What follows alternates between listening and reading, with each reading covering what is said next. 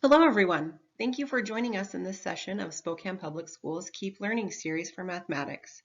Today's lesson is for students in grade 3, but all of you are welcome to join in. My name is Trisha Blaylock. I'm a second grade teacher at Grant Elementary in Spokane Public Schools, and I will be your teacher for this lesson. I'm so glad you are participating with me today. Today we'll get our brains ready to practice math by exploring how numbers are composed. For today's lesson, you will need paper and pencil or a dry erase board and marker, if you have one. If you have a collection of pennies or other objects to use like counters, grab those too. I'll give you a moment to gather your supplies.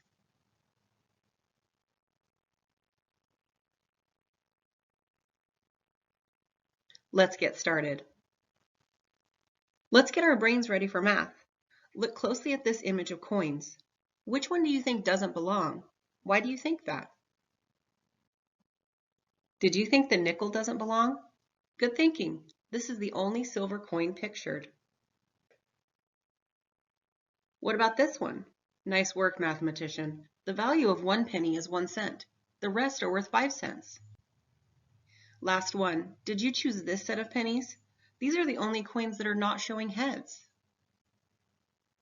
All of those observations can be defended by using math. Did you have a different observation?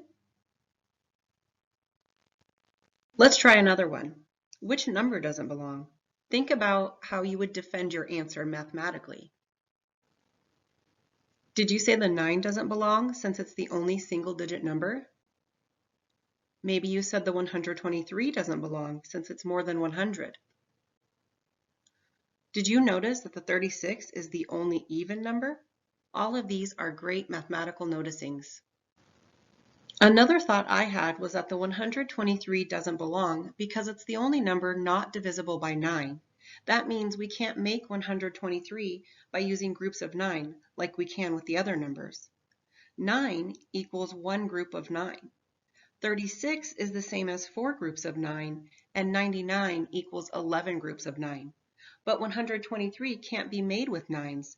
The closest we could get would be 9 times 13, which equals 117, and we would have 6 left over. Let's think about a collection of pennies. Today, we're going to use what we know about how numbers are composed to figure out how many pennies could be in the collection. Here are the clues that will help us figure it out. When the pennies are in groups of 2, there will be 1 penny left over. When the pennies are in groups of 3, there will be 1 penny left over.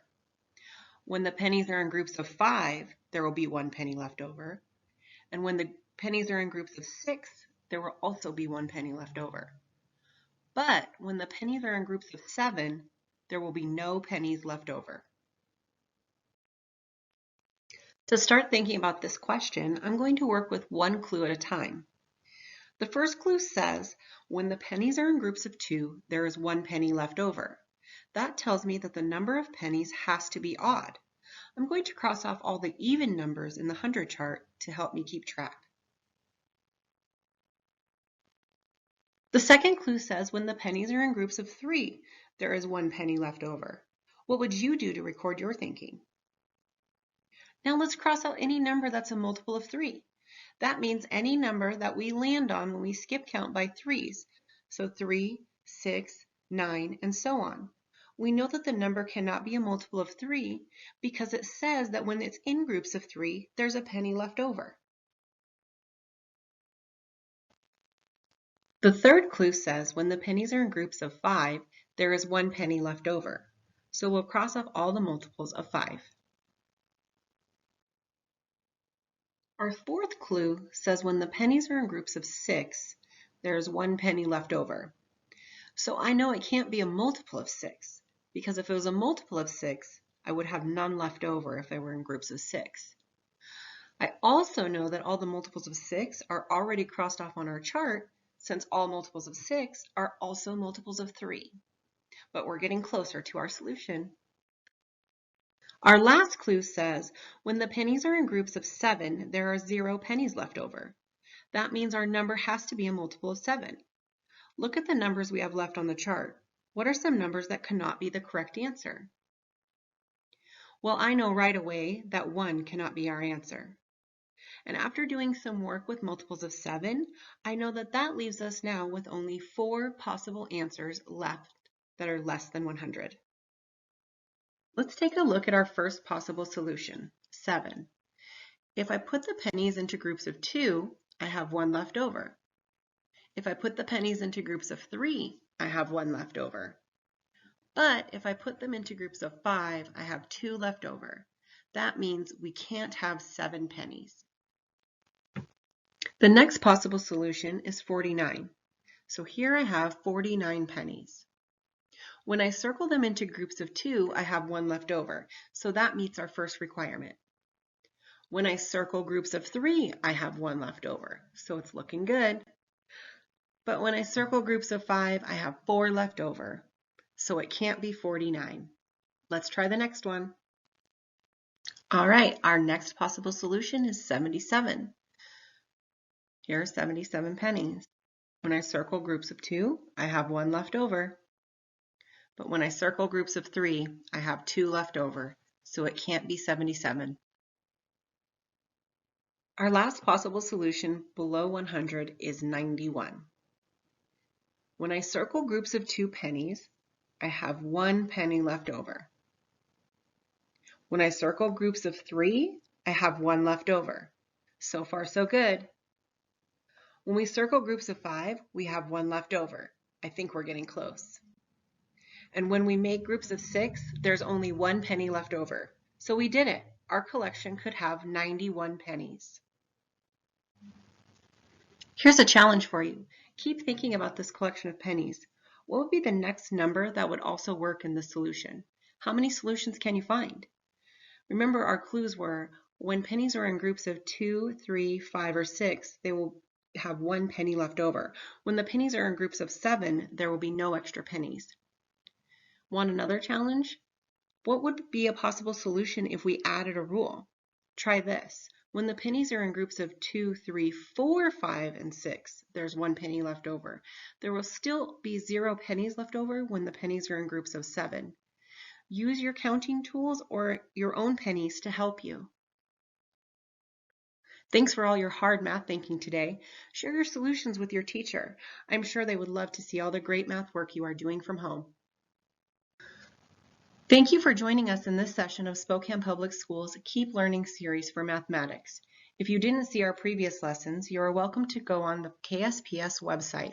Sometimes it's helpful to go back and watch the other lessons in our series so you can continue to build your understanding of the mathematics we will be doing together. It's Miss Cornell again, and for this week's math lesson follow-up, I'm going to do a magic trick, and it involves a little bit of perimeter, and I hope that you will be amazed and wowed, and you'll want to share it with your families. So to do this trick, you need a regular index card. We call it a 3x5 index card, and I'll show you why in just a minute. You need a pair of scissors, and that's all you need, but I'm going to use a ruler to show you that this is actually a 3x5 card. So if I measure the distance across, you can see that it's 3 inches. And if I measure the length across, you can see that it's 5 inches. So that's why we call it a 3x5 index card. And you have to ask your families, could you step through the perimeter of this card? Well, first we have to find out what the perimeter is. So first of all, quadrilateral, 4 sides. What's the name of it? It can be called a rectangle. It can also be called a parallelogram because opposite sides are parallel. Anyway, this side was 3 inches, so that means this side is the same, and that is 3 inches, and 3 and 3 makes 6. This side was 5 inches, so that means this side is also 5 inches. 5 and 5 makes 10. 10 and the 6 that you held in your head equals 16 inches. So the whole distance around this 3x5 card is 16 inches. That's not very big, a little more than a foot. But looking at the shape of this, could you step through 16 inches? Everybody's going to say no. I'm going to show you how you can do it. Okay, so we are going to, I'm going to put this down on my table and fold it in half so I can fold it straight. crease it down. So I've just folded it in half the long way. You need to get your scissors. They tell you to make 15 cuts. 3 times 5 would be 15. That would be the area in square inches.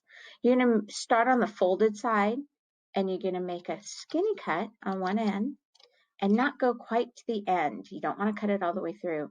And then as you continue to cut, you're going to go the opposite direction. So I'm going to turn it around and make another one. I'm not going to count 15 cuts. I'm just going to try and keep my cuts straight, not too fat, not too skinny, as I go back and forth.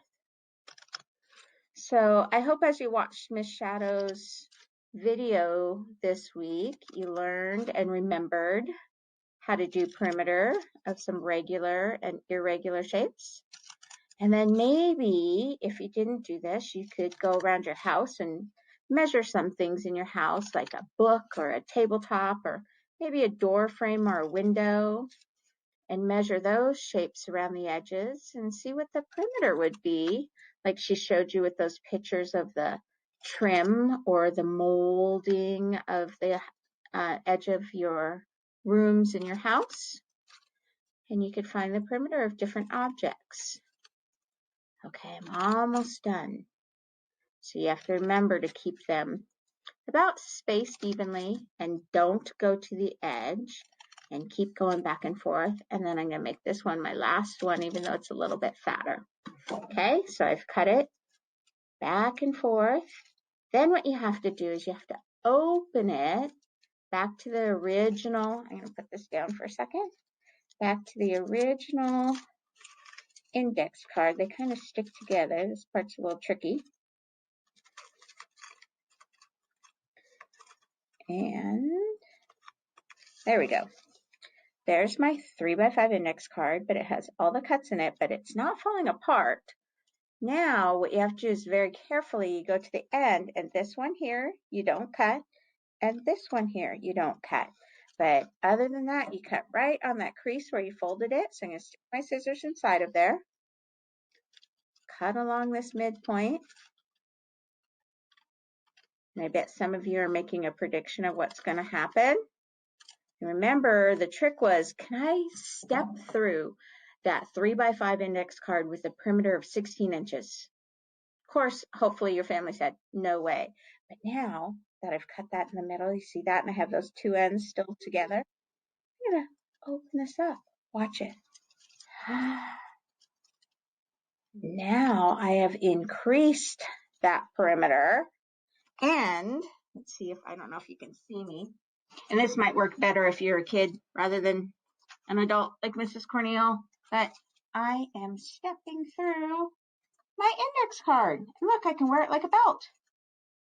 Okay, so you can do that magic trick with your families and show them how you can step through an index card. All right, good luck with that, and keep practicing your math, and hopefully we'll see you again soon. Take care.